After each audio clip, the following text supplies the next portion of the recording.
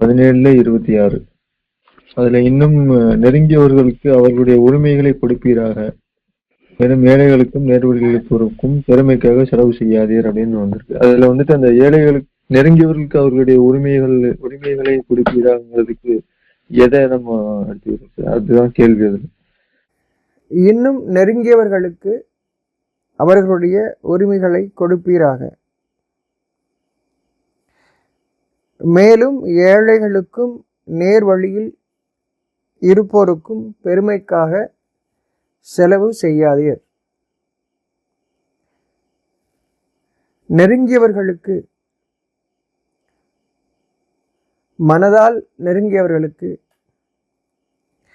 அவர்களுடைய உரிமைகளை கொடுப்பீராக இறைவன் அறிவிக்கின்றார். நம் மனதில் உணர்வு அறிவிக்கக்கூடியதை நெருங்கியவர்கள் எப்படி நமக்கு தெரியும்? யார் ஒருத்தரையும் அவர்களோடு நாம் வாழ்ந்து கொண்டிருக்கக்கூடிய நிலையில், வாழ்பவர்களாக இருக்கும் நிலையில் நெருங்கியவர்கள் யார்? அதாவது மனசாட்சியோடு இருக்கிறாங்க, அவருடைய எண்ணமும் செயலும் நல்ல விதமாக இருக்கு அப்படின்னு அறியும் போது அவர்கள் அவருடைய இறைவனுக்கு நெருக்கமாக, அவருடைய இறைவனுடைய வாக்குகளுக்கு நெருக்கமாக அவர்கள் இருக்கிறார்கள் அர்த்தம். அவர்களுடைய உரிமைகளை கொடுப்பீராக. நாம் ஒவ்வொருவரும் இறைவனுடைய வாக்கு எப்படி இருக்கு அப்படின்னா, உணர்வை நாம பின்பற்றுனா இறைவனை வழிபடுறோன்னு அர்த்தம். உணர்வில் இறைவனுடைய அறிவிப்பு நமக்கு வருது. இறைவனுடைய அருள் கொடை எவர் ஒருவருக்கும் தடுக்கப்பட்டது இல்லை. அப்போ உணர்வில் ஒன்று அறிவிக்கும் பொழுது அந்த உணர்வு இறைவன் அறிவித்தது. இப்போ அந்த உணர்வின்படி நம்ம வாழும் பொழுது இறைவனுக்கு நெருக்கமாக இருக்கிறோம்.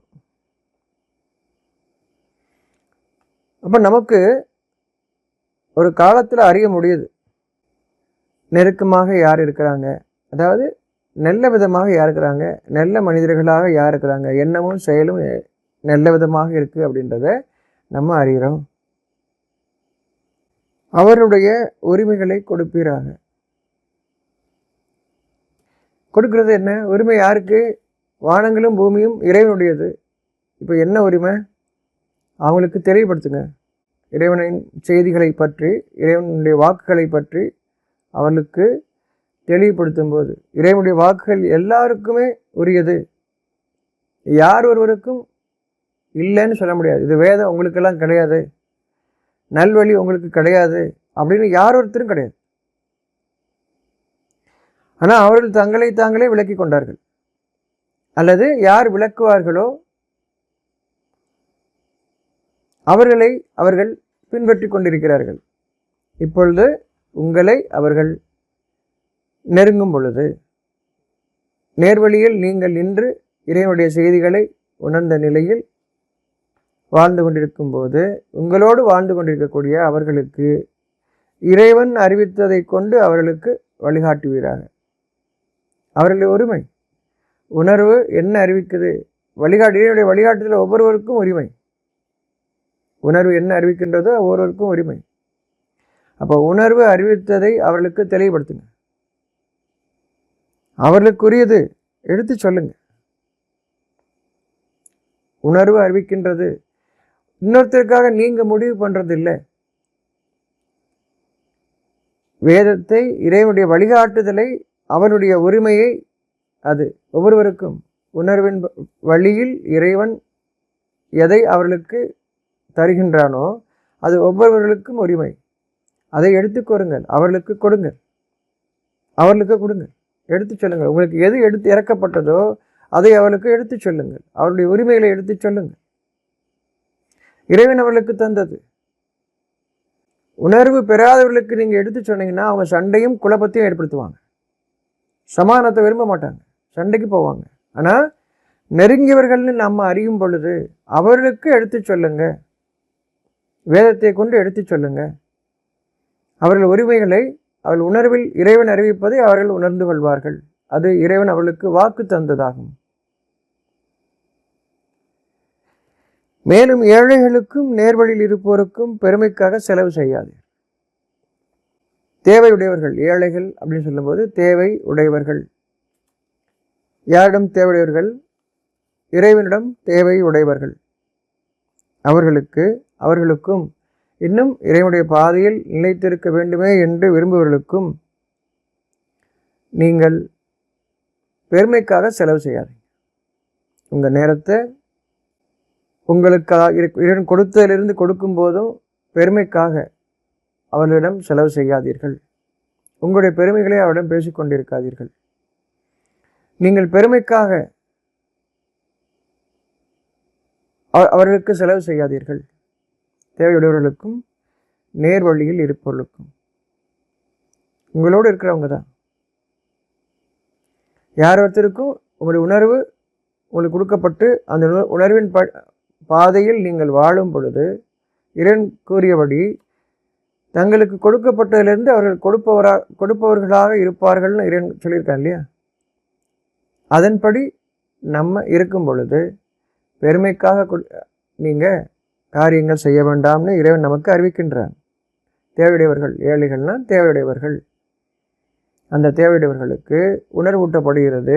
இப்போ நீங்கள் கொடுக்குறீங்க, ஆனால் பெருமைக்காக கொடுத்துடாதீங்க. நேர்வழியில் வாழணும்னு விரும்பக்கூடியவங்களை நீங்கள் அவர்களோடு வாழும்போது அறியுறீங்க.